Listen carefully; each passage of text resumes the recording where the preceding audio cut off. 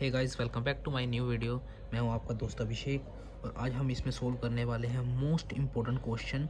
इसको triple star भी कर सकते हो आप, चाहे 5 स्टार लगा लो।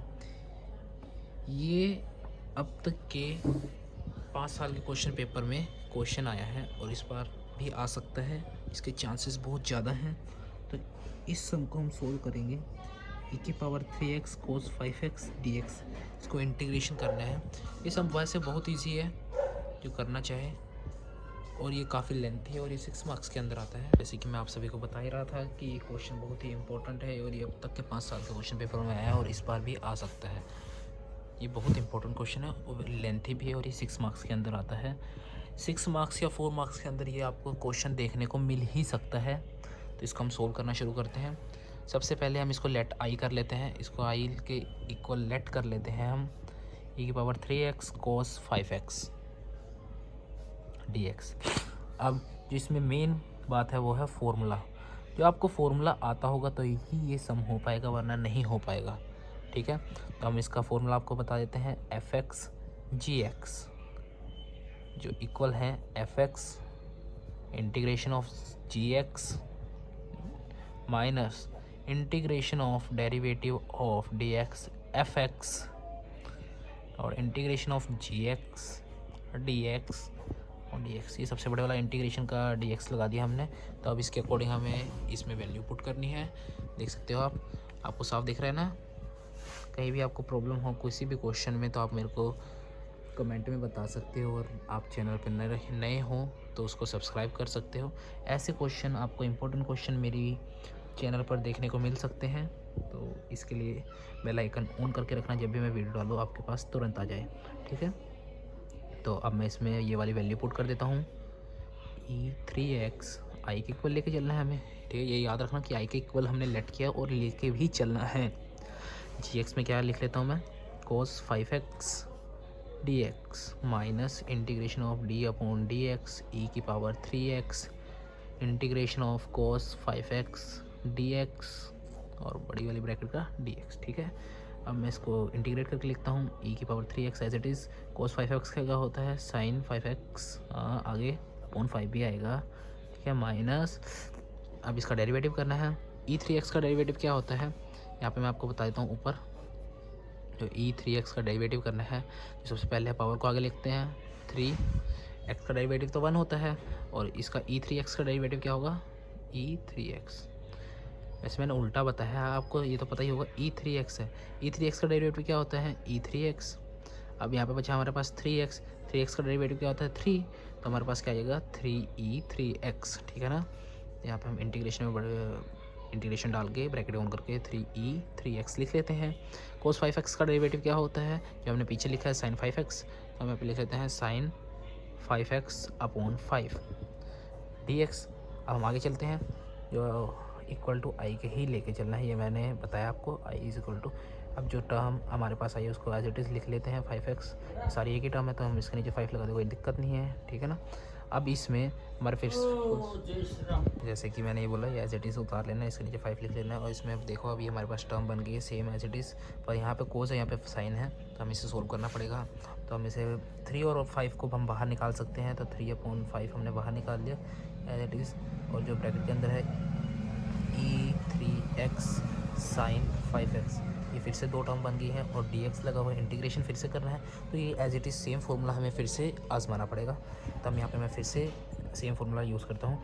तो ये हमारी टर्म है, इसको एज इट इज़ लेके चलना है 3x sin 5x को। तो हम जल्दी जल्दी इसको सम को क्लियर करने की सोचते हैं।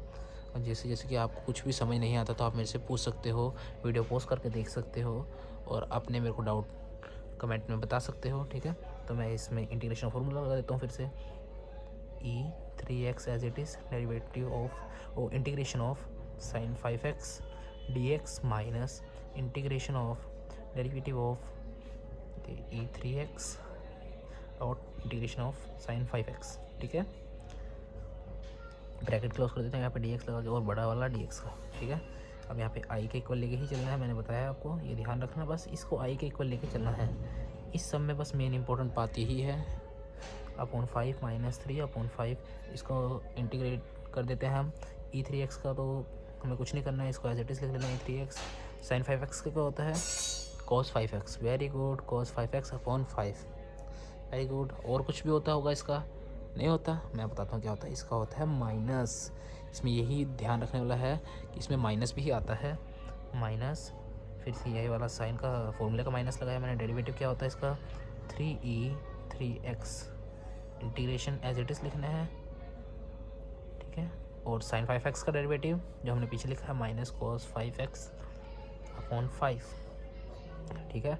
और इसका dx कि हमने इंटीग्रेशन लगाया हुआ है, तो हम इसको भी आगे सोल्व करते हैं। आई ई 3x एज इट इज़ उतार लेना है, साइन 5x भी एज इट इज़ उतार लेना है, अपॉन 5 माइनस 3 अपॉन 5। इसमें माइनस पहले ये सोल्व कर लेते हैं, cos 5x ई 3x अपॉन 5। आगे पीछे लिख सकते हैं, कोई दिक्कत नहीं है। माइनस एज इट इज़ रहेगा, ये भी माइनस का हो जाएगा, जो कि हम बाहर निकाल लेते हैं। ये माइनस का, ये भी माइनस का, तो क्या हो जाएगा, प्लस हो जाएगा, ठीक है ना। 3e 3x cos 5x upon 5। याद रखना ये इंटीग्रेशन का है बस, dx, ठीक है ना। अब जो ये हम इसको इसके साथ भी मल्टीप्लाई करना है, इसके साथ भी मल्टीप्लाई करना है, तो हम इसमें 3/5 बाहर निकालें, ठीक है ना। I is equal to e 3x sine 5x upon 5। जो ये 5 है मैंने बाहर निकाल लिया है, माइनस माइनस प्लस 3/25। ये हो गया cos ई 3x cos 5x, ठीक है। अब यहाँ पे प्लस और माइनस माइनस, ठीक है। अब ये 3/5 और ये भी 3/5 है, 3 3 9, 5 5 5 25। अब हमारे पास इंटीग्रेशन में बचा है ई 3x cos 5x। अब इस सब में ये बात बहुत ध्यान देने वाली बात है। यहाँ पे देख सकते हो मेरे पास क्या बचा है, ई 3x cos 5x इंटीग्रेशन में बचा है। और सबसे ऊपर हमने देखो यहाँ पे ये हमारी स्टेटमेंट ये भी सेम ही थी, ई 3x cos 5x, जो कि हमने लेट की थी आई के इक्वल। तो मैं इसको आई लिख सकता हूँ। हाँ बिल्कुल सही बात, मैं इसको आई लिख सकता हूँ, क्योंकि मैंने यहाँ पे पहले ऊपर बोला है कि मैंने लेट आई किया है इस टर्म को इंटीग्रेशन के साथ। तो मैं यहाँ पे लिख लेता हूँ I is equal to e 3x sine 5x upon 5 plus 3ex cos 5x upon 25 minus 9/25। इसको मैं क्या लिखूँगा, आई, ठीक है। अब सारा इंटीग्रेट हो गया है, तो मैं यहाँ पे क्या लगा सकता हूँ, सी, ठीक है। अभी ये सम सोल्व नहीं हुआ है कि आप सोचने लगो कि हमने सी लगा दिया तो ये सम सोल्व हो गया, नहीं, ये अभी सम सोल्व नहीं हुआ है। ये आई वाली टर्म इधर चली जाएगी, माइनस में इधर तो आके प्लस। Very good.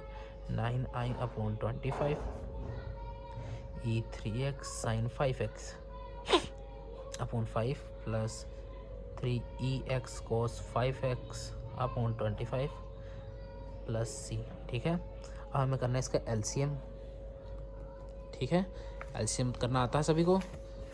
नहीं आता तो मैं इसको वो भी बता देता हूँ।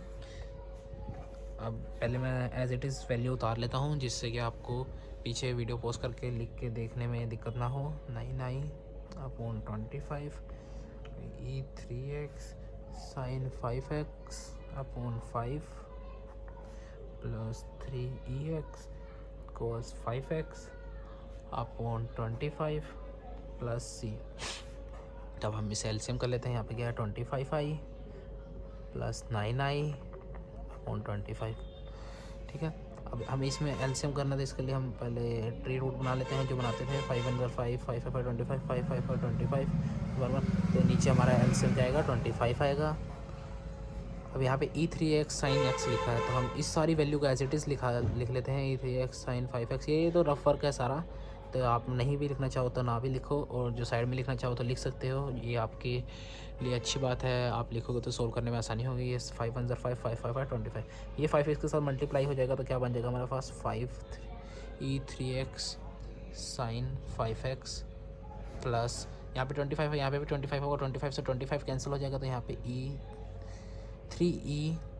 3x आएगा, यहाँ पे 3x आएगा, 3x आएगा, ठीक है। ये 3x है, ये याद रखना। कहीं पे मैंने गलत लिखा हो तो मैं मिस्टेक के लिए सॉरी चाहूँगा, मैंने ये नहीं देखा है, ठीक है। यहाँ पे लिख लिया cos 5x प्लस सी। अब यहाँ पे देख रहे हो 25 है, 25 है, ठीक है। पहले हम इसको प्लस कर लेते हैं, ये हो जाएगा अपना 34, 25 और 9 कितना होता है 34, ये 25 है, ये मैं 25 ऊपर ले जाता हूँ, ठीक है। ये दोनों टर्म के साथ यहाँ पे लग जाएगा 25, 5e3x sine 5x plus e3x cos 5x upon 25 plus c।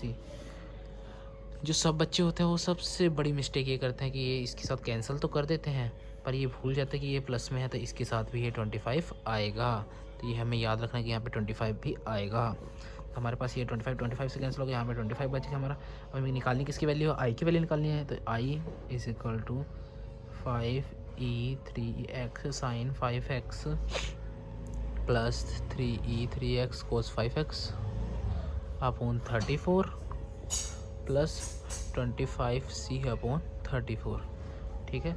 अब आप इसमें देखो कि कॉमन क्या क्या आ रहा है। यहाँ पे देखा जाए तो 3e3x अपॉन 34 कॉमन आ रहा है। यहाँ पे मैं लिख सकता हूँ e3x अपॉन 34, ठीक है, 5 साइन 5x ब्रैकेट में प्लस 3 कोस 5x। ये 25c है, इसको मैं c डैश लिख सकता हूँ क्योंकि मैं यहाँ पे लिख सकता हूँ where 25c is equal to 34 is equal to c dash के इक्वल है। यहाँ पे c डैश लिख देता हूँ तो ये हमारा आंसर आ जाएगा। चाहे तो आप इस वैल्यू को भी लिख सकते हैं तो अब भी ये सही होगा, ठीक है। चलो अब मिलते हैं हम आपको अगली वीडियो में। आपको अच्छी तरह समझ आए तो कमेंट करना, वीडियो को लाइक करना, शेयर करना और चैनल पर नए हो तो सब्सक्राइब करना। Thank you.